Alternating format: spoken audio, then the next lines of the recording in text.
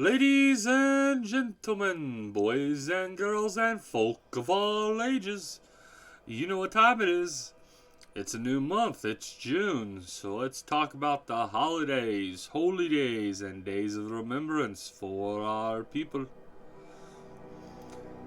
As I said, it is June, and in June we have two very special days.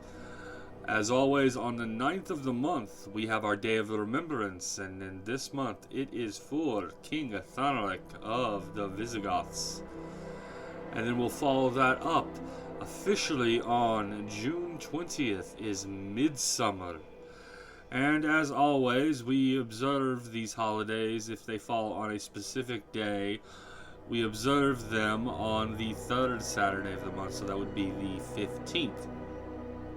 Alrighty, ladies and gents, let's get down to it and learn a little bit about our holidays and days of remembrance. And we'll start with King Athanaric. On June 9th, we celebrate the Day of Remembrance for King Athanaric of the Visigoths. King Athanaric, king of the Visigoths, ruled his people from 369 Common Era until he died in 381 Common Era. Sometimes called the first and greatest king of his people, Athanaric was a staunch Gothic pagan. Viewing it as his responsibility to foster and promote the faith of his people, he went so far as to execute over 300 Visigoths that had converted to the Christian faith.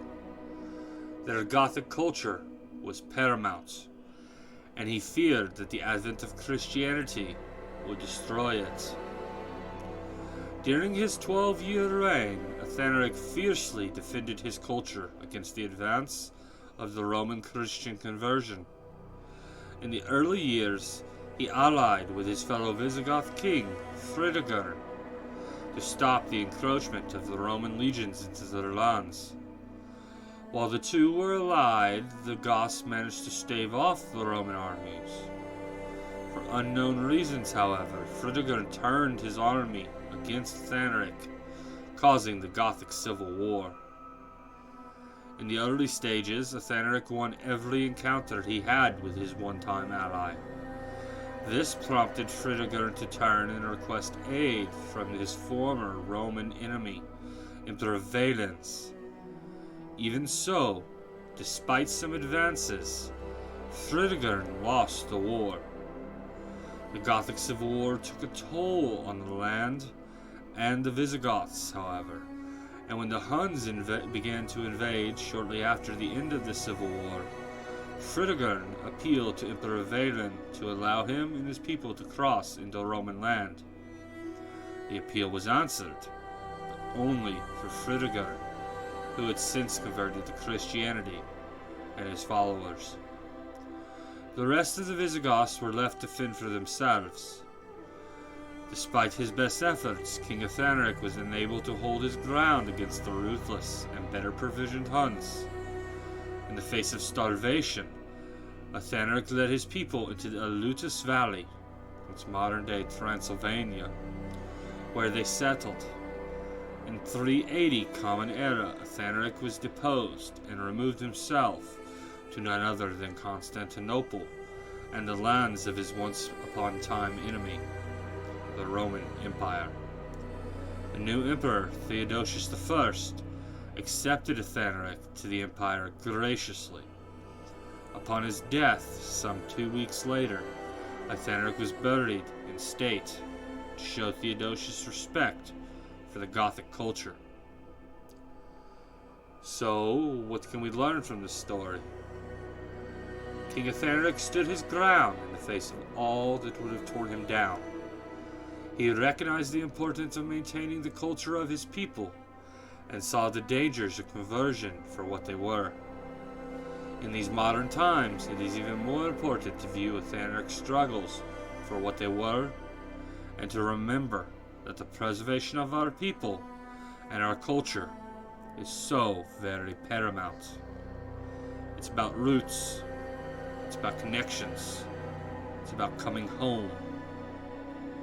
Let us always strive to make sure we have a home for our folk to come back to.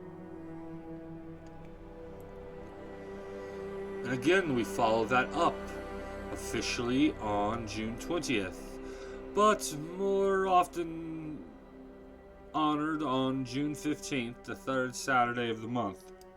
We have Midsummer. For us, Midsummer is considered the official beginning of summer, but for our ancestors, who only recognized two seasons, winter and summer, Midsummer was the middle of the season.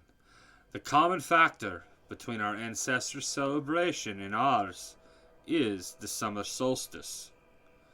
On Midsummer, we celebrate the longest day of the year and the shortest night.